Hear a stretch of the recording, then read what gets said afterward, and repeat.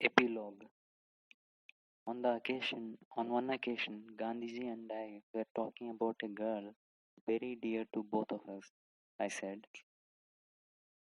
"How did she get all these ideas and phrases of love without having read any of present day love stories?"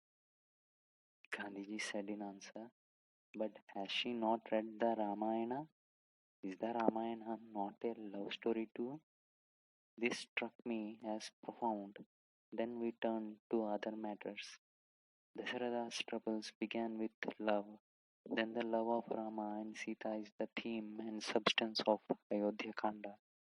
In the love that is not opposed to dharma, we find a manifestation of God. So was it affirmed by Sri Krishna when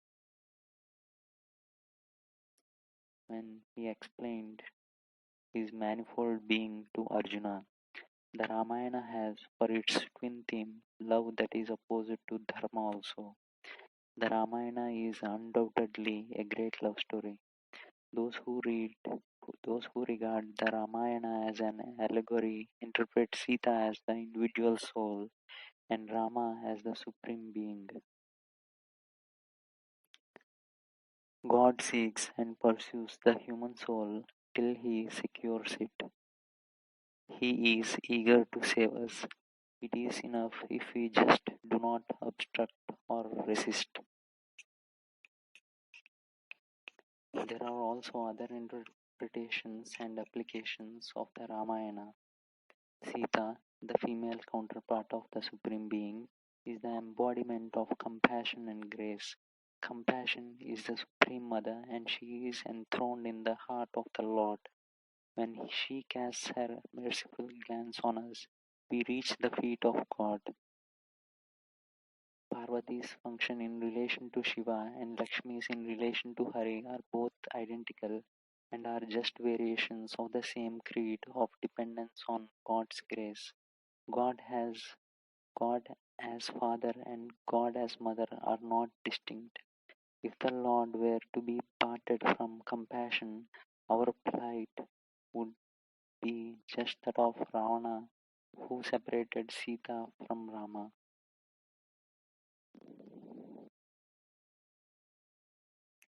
The quality of Lord's commission can be understood from the experience of true human love.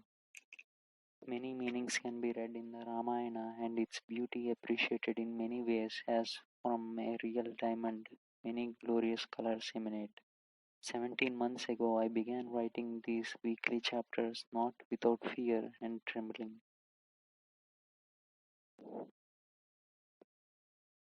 This week I close it full of thankfulness for the health of body and peace of mind which enabled me to complete this humble service. Learned men will no doubt find many faults in what I have written, but they must be glad also that it has done some good. A word to the children who read these chapters. I have told the story of the Prince of Ayodhya mainly for your sake. Grown up people may read Valmiki and Kamban. Those who know to sing can render with joy the sweet songs on Rama given to us by Tyagaraja. But this story that I have told can be read direct by you, children, without anyone's help. You should look upon Rama, Lakshmana, and Hanuman like your own fathers and elder brothers who are by your side, ever eager to help you. Grow to be like Bharata, Lakshmana, and Hanuman, good and brave souls, full of love and strength. Mothers, too, I know, have been reading this story with joy. This has been a great encouragement to me. They can understand why I have told the story in simple words and short sentences for the sake of our children. Everything we do for the sake of our children, do we not? Only women can realize and relive the experiences of feelings of Sita. The story of Sita, as told by Valmiki and Kamban, can be fully appreciated only by women. Only they can fully appreciate the courage of Jatayu and the prowess of Hanuman. Sita's sorrows have not ended with the Ramayana, they go on still in the lives of our women. In the Rama avatar, Rama did not know that he was God incarnate. Krishna knew that he was an avatar and acted accordingly. We should read the two stories with this difference in mind. The despair and grief that the man Rama experienced, Krishna never knew. When he sucked at the demon woman's breast, or was bound with a rope and thrashed for mischief, he cared not for, he cared not nor grieved. Standing weaponless in the battlefield, he led the warrior to destroy the wicked. In every episode of Krishna, we see the difference between the two avatars. I have followed the story of the Prince of Ayodhya as told by Valmiki. There was a legend current among people, I think even before Valmiki's time, that after recovering Sita for fear of scandal, Rama sent her away to live in the forest.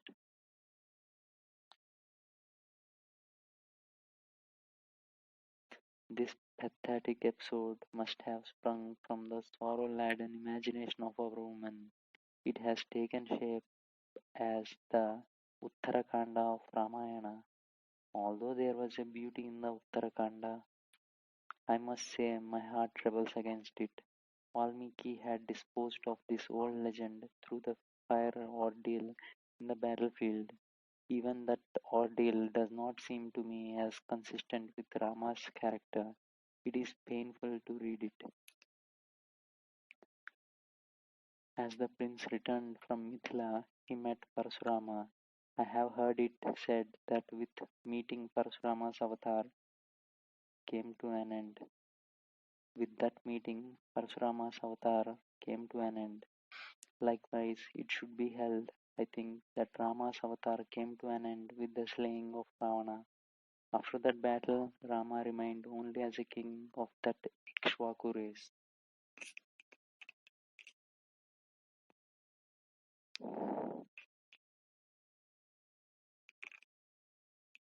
On this story, Rama's treatment of Sita after the battle and in the Uttarakhanda can be explained simply as the behavior of a king in accordance with the customs of the times.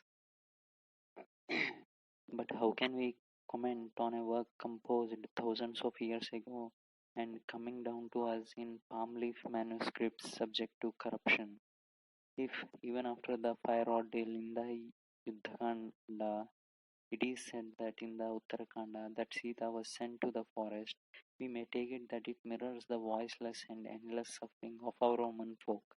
Sorrow and joy are both alike the play of God. God Himself took with Him His divine spouse, the embodiment of His own supreme compassion, into the world of men and women, and enacted with her a great drama of joy and sorrow in the Ramayana. Rain falling from the heavens flows into the rivers and flows down to join the sea. Again from the sea the water is sucked up by the sun and rises to the sky, whence it descends again as rain and flows down as rivers. Even so, feelings and values rise from the people and touching the poet's heart are transformed into a poem which in turn enlighten and inspire the people. Thus, in every land, the poets and their people continuously reinforce each other. The tenderness and purity and the untold sufferings of women took shape as the Uttara Ramayana. Like an unflickering lamp, it throws light on the quality of their hearts. Whether the epics and songs of a nation spring from the faith and ideas of the common folk, or whether a nation's faith and ideas are produced by its literature, is a question which one is free to answer as one likes. Does a plant spring from the seed, or does the seed issue from the plant? Was the bird or the egg the first cause? Did clouds rise from the sea, or was the sea filled by the waters from the sky? All such inquiries take us to the feet of God, transcending speech and thought. One other point. In describing how Ravana carried off Sita, Kamban differs from Valmiki. In Kamban's Ramayana, Ravana does not seize and carry Sita as Valmiki describes. Without touching her, he lifts her with the earth on which she stands. Kamban's version is followed by most popular expositors because this version is less painful to our feelings. In it is no sin or shame to an innocent woman if a villain behaves like a brute. Yet, mistakenly, we in this country look on the violence of a brute as causing a blemish to the woman's purity. It is in deference to this wrong feeling that Kamban departed from Valmiki here. For the same reason, Tulsi relates that the Sita seized and carried off by Ravana was not the real Sita at all, but a palpable image of hers, but a palpable image of hers left behind by the real Sita. Thus, the story is told in all North India. During the fire ordeal, it is the Maya Sita that disappears, and the real Sita springs again and returns from the flames.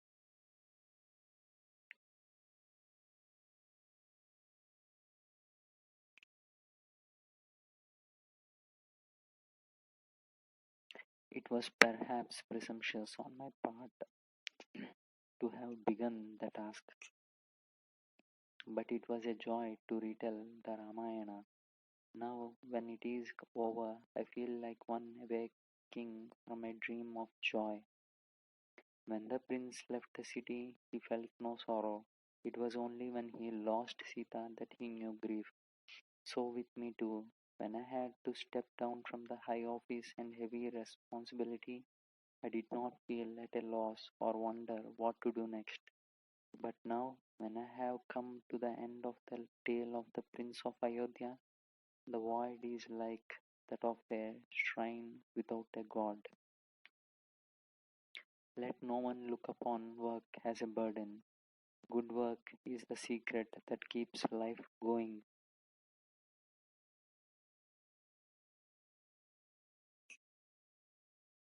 While one should not hanker after results, life without work would be unendurable.